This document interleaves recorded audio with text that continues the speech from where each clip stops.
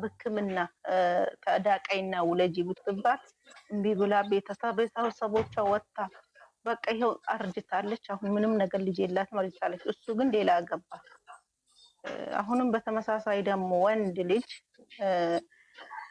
የላቸውም። በትን ጀምረው ነው በህፃንነት ጀምረው ነው አብረው አድገው ምን ብለው ያለፈላቸው ማለት ነው። ብዙ ሀብት ከመጡ በኋላ ከሰሩ ከወጣላቸው በኋላ ብዙ በቃ እስከ ቤት እስከ መኪና ደረሱ። በቃ ይሄ ማውቀው ነው፣ ጎረቤቴ ነው። ከዛ በኋላ ግን እሱ አገባ ሌላ፣ እሷን ትቷት ማለት ነው። እሷን ትቷት አግብቶ ወለደ። እሷ ደግሞ ያቺ ስትመጣ ሱብሃንአላህ ለሷም ልጅ ሰጣታለ። ግን ትቷት ነው ያገባው። እሷን ሳይፈታትም ሌላ አገባ። በዚህ ናክል ነው ወንድ ሴት ልጅ ነሽ እንጂ የምትሞተው ለፍቅር ብላ የፈለገው ነገር ቢሆን በሱ በኩል ቢሆን እሷ ለፍቅር ብላ ትሞታለች። ግን በሱ በኩል ችግሩ ቢሆን በሷ በኩል ቢሆን ወንድ ልጅ ለቋት ሌላ ያገባል። እኔ ይሄ ያየሁት ነገር ነው በሁለት ወንድ በአንድ ወንድ አይደለም። ግን ያቺ ሴት ችግሩ ካንቺ አይደለም ፍቺው ብትባል እምቢ አለች። በሱ ነው ችግሩ። ሕክምና በብዙ ቦታ ተጣርቶ እና በቴክኖሎጂ ምን ተዳቅለሽ ወረጂ የሱ ያልሆነ ነገር አልፈልግም ብላ እስከዛሬም ድረስ አለች። እሱ ግን ሌላ ግብቶ እሷ ቆጣሪዋ ሲመልስ እሱ ሌላ ግብቶ ዛሬ ላይ ወልዷል። በዚህ ናክል ነው። እንደኔ ያለ ልጅ አልኖርም። እኔ ደግሞ በአካባቢ ማለት ነው እግዚአብሔርን ነው የምልሽ። በጣም እሷ በጣም እንደውም ሲሰማት አምጣ ምን በል ስትል እሱ ግን በፍጹም ብሎ ይሄው ለረጅም ዓመት አብሯት ያለ ወንድ አውቃለሁ። ይሄ አካባቢው ነው። አይ እንደዚህ ታማኝ ወንድም አለ። ሴት ብቻም ሳትራማኝ የኔ ውድ ግን ይሄ እዚህ ጋር ማለት ነው እንደ ሰው ይለያያል። ለምሳሌ ሁለቱ ልጆች በእምነት ቤት የጸኑ ከሆኑ የአብርሃምን ለምሳሌ በእኛ በኦርቶዶክስ የአብርሃምና የሳራ ታሪክ አለ። ለምሳሌ ሃይሚና ብሩኬ በሃይማኖት የጸኑ ከሆኑ ሁለቱም ጸንቶ መቆየት ይችላሉ ነው የምልሽ። አሁን እንደ ሰው ይለያያል። እንደ ሰው ይለያያል እንጂ እኔ ያለ ልጅ የሚኖሩ ሰዎችን አውቃለሁ። ለምሳሌ ምክንያቱም ቤተክርስቲያንም ሄደው የትም ሄደው አልተሳካም፣ ፈጣሪ አልሰጠንም፣ የፈጣሪን እንጠብቃለን ብለው የተቀመጡ ሰዎች አሉ። ይህ ማለት ሁሉም ሰው ያለ ልጅ ይኖራል ማለት ሳይሆን እንደ ማህበረሰቡ ይለያያል። እርግጥ እኮ በጣም ብዙ ሀሜት በጣም ብዙ ችግር ይደርስባቸዋል። ግን ዋናው ነገር የሁለቱ ጽናት ብቻ ነው። ረሃማየኔ ውድ ኧረ እኔ ያለ ብዙ አይቻለሁ። እግዚአብሔርን ከጉድፍቻ አምጥተው የሚያሳድጉ ብዙ አውቃለሁ። እግዚአብሔር እንዴ ሀናን ብዙ አላቸው። እኔ እኮ አልኳቸው አሁን በወንድ ይኸውልሽ፣ በወንዱ እኔ ያየሁት ደግሞ ምንድነው በወንዱ ሳይሆን በሴቷ ሳይሆን በወንዱ ችግር ኖሮ ነው። በወንዱ ችግር ኖሮ ሽትዬ እንዴት ነሽ? ግን እሷ ለሱ ብላ ትታለች፣ ለሱ ብላ ኖራለች። አንዷ ደግሞ በሷ ነው ችግር ያለው፣ እሱ ግን ነፃ ነው ምንም የለበትም መውለድ ትችላለህ ተብሏል፣ አግብቷል። ይሄ ሁለት አይነት ሰዎችን አይቻለሁ። እንደራሴ ደግሞ እኔ እንደራሴ ያለ ልጅ አልኖርም ነው። የፈለገ ፍቅር ቢደረደር እኔ ያለ ልጅ አልኖርም ብዬ ነው ማለት ነው።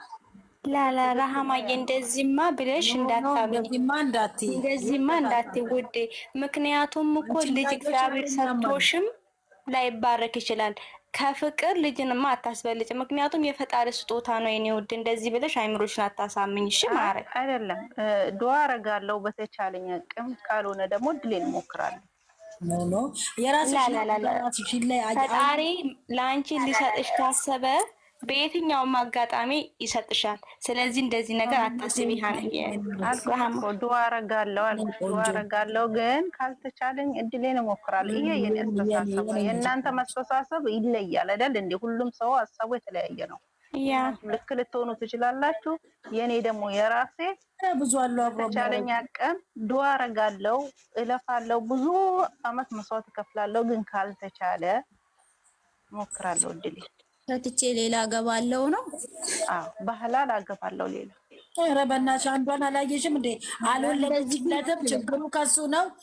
ደግሞ ልድገምልሽ፣ ሴፉ ላይ እያስታመመችው ምንም ልጅ የላቸውም። በቃ ችግሩ ከሱ ነው። በሽታውን እንዴት አርጋ ተቋቁማ ብዙ አሉ ጌታን እያስተማመችው ያለችው።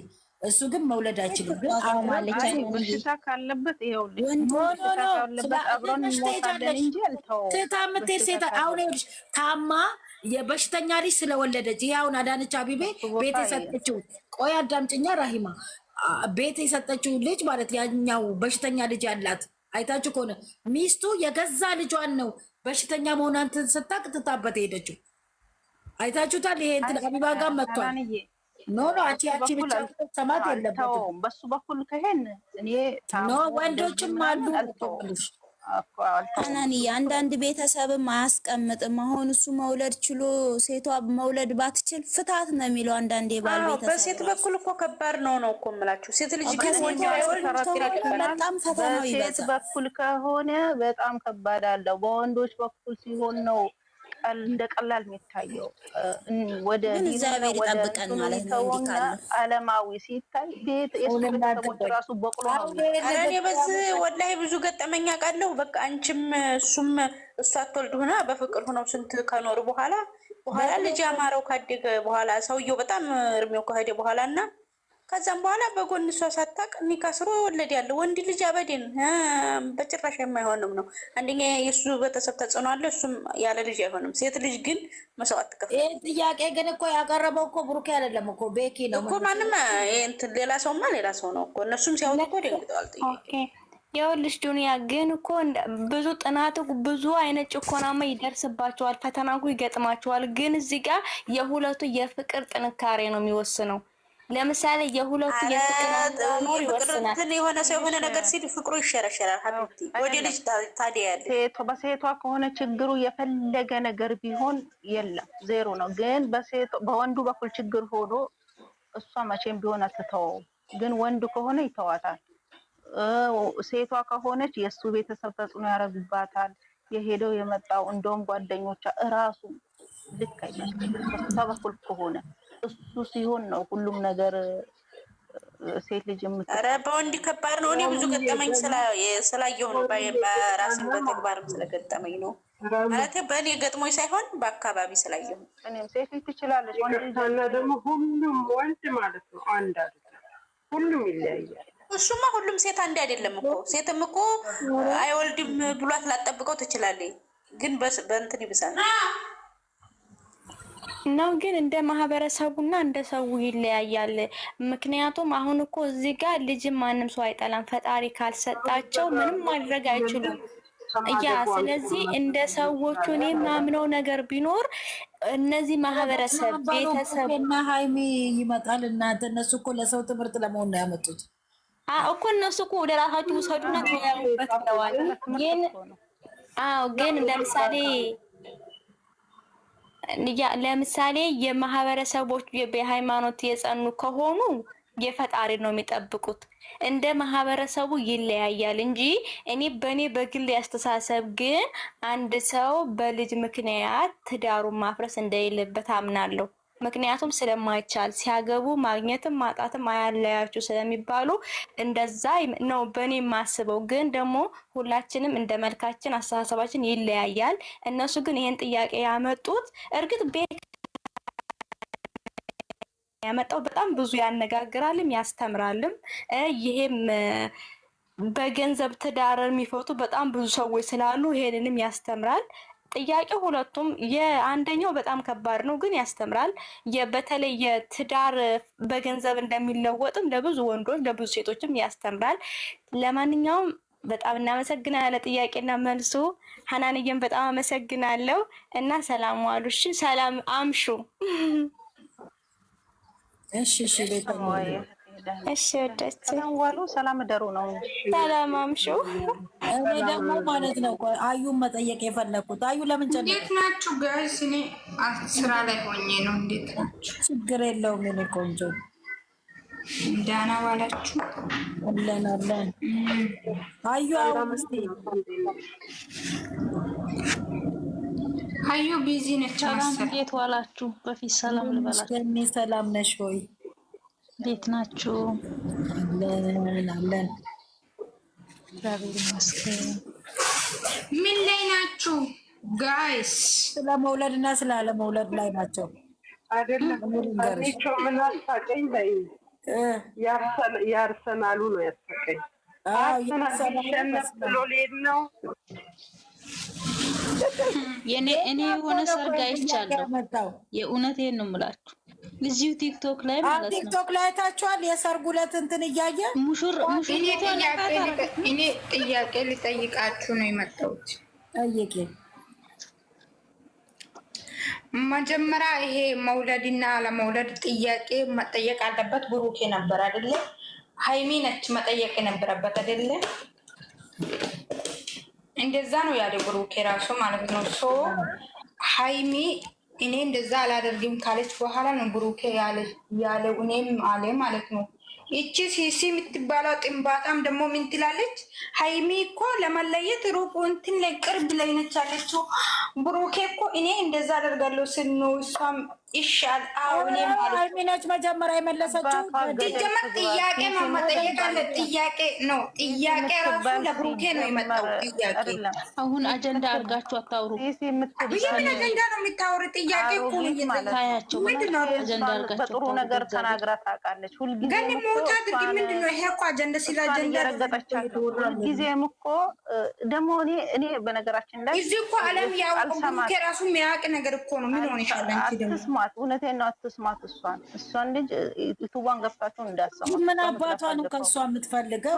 ጊዜም ነው በቃ ስበባት እያመጣች ነው የሌለውን ትለጥፋለች። አሁን እኮ የሌለ ነገር እኮ ነው የሚታወራው። እግዚአብሔርን አሁን ብሩኬ ነው መጀመሪያ ብሩኬ አንቺ ነበረው ይሄ ጥያቄ እኔ የሚጠይቅ እንጂ እኔ እጠይቅሻለሁ ከባድ ነው ምናምን ስል ሃይሚ ነች የመለሰችው አይደለ? ቀኝ አለችው እና ከዛ ምንድነው እሷ የምትለው እዛ ብሩኬ እኔ እንደዛ አደርጋለሁ ሲል ነው እሷም እኔም አለችው እንጂ እሷ ነች መልሳ የጠየቀችው ብሩኬን። ከባድ ነው። እግዚአብሔር ሰው ወጪት ነው የሚያስቡ ቪዲዮ አታይም እንደ ሳታይ ነው ቪዲዮ ሽንቷ የቀዘቀዘ አርፋ እንትን በለ ሄዶ የሚያትም ራሱ እንትን ነው። ማነች እቺ ጎፈሪያማ ማለት ነው። በመጀመሪያ እኮ ኤፍሬምን አፈቀርኩ ብላ እየተንከባለለች ነው ይሄንን ሰብስክራይብ ያመጣችው።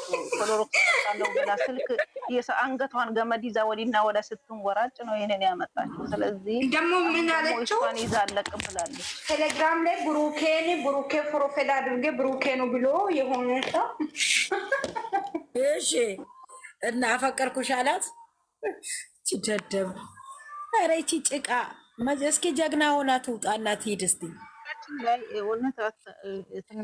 እኔ ግን የሚያት ግን ሰኒ እኔ አጀንዳ ማምጣት አይደለም እኮ እኔ እኮ ማነው የምርነቴን ነው እኮ እኔ የሰማሁት ሃይሚ መጀመሪያ ስትመልስ እና ብሩኬ ያንቺ የኔ ጥያቄ ነበረ ግን አንቺ መልስ ሲል ነው የሰማሁት። እሷ ደግሞ ብሩኬ እኔ እንደዛ አደርጋለሁ ሲል ነው እኔም አለችው ስታወራ ብሩኬ ስጠይቀው ከእሷ ከመለሰች በኋላ አንተስ ብትሆን ብላለችው። እሷ መልሷን ከጨረሰች በኋላ አንተስ ብሩኬ በጣም ይከብዳል አለ። እኔ ራሴ ወረረኝ አለ። ጥያቄው ሲጀመር ለሱ ነበር የተዘጋጀው። እሷን ወደንገት ያንቺ ነበረ ግን እኔ ልጠይቅሽ ብሎ ነው ያለው።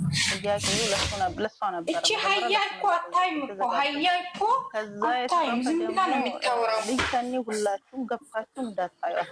እሷን ማንም እንደው የሚያት ራሱ እኮ ነው ነገር የለም። ምክንያቱም እቺ ማለት ነው እነሱ የሚያወሩትን ነገር እስቲ ሪል አርጋችሁ ወደ ራሳችሁ ወስዳችሁ እንትን በሉ፣ ጭንቅላታችሁ ውስጥ አስገቡ። እናንተ እንደዛ የምታደርገዋን ሄዳችሁ ስታዩላትና ከዛ አምጥታችሁ እዚህ ጋር ስታወሩ እሷ ፌመስ ሆናለች ማለት ነው። እሷ የምትጎዳበት ነገር የለም። እናንተ ለምንድን ነው የእሷን ነገር አይታችሁ እዚህ ጋር የምታወሩት?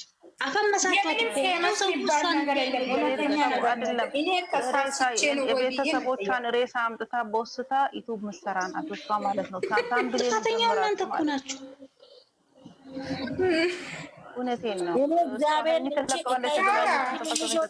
ኤፍሬምን አፈቀርኩ ብላ ተንከባላ አልሆነላትም። ያለችበትንም ምን ያላቅም እስከ መፈጠሯ ምን አለች መሰለሽ? خلاص እናንተ አታጨቅጭቡኝ። መጀመሪያ ይሄ የተንጠለጠለውን ጡት መያዣ ውስጥ አስገብታ አስተካክላ ትምጣ። ይሄ የአሜሪካ ከብት የመሰለ ጡት ይዛ ትስተካከል። መጀመሪያ ሃይሚን እንትን ለማለት ሁልጊዜም ነው የሆነ እንከን ስበብ እያወጣች ሳባ ምን እንደሆነ ያለችውን እንግዲህ እኔ ባሌ ባይወልድ ኖሮ ምን አለች መሰለሽ? ሲሚ እኔ ባሌን ፈቅጄ ሌላ ሰው ወልዶ ከመጣ በኋላ ደግሞ እኔ ጋር ይመጣል፣ እኔ ጋር እንዲመጣ አደርጋለሁ። መጣው እንዴ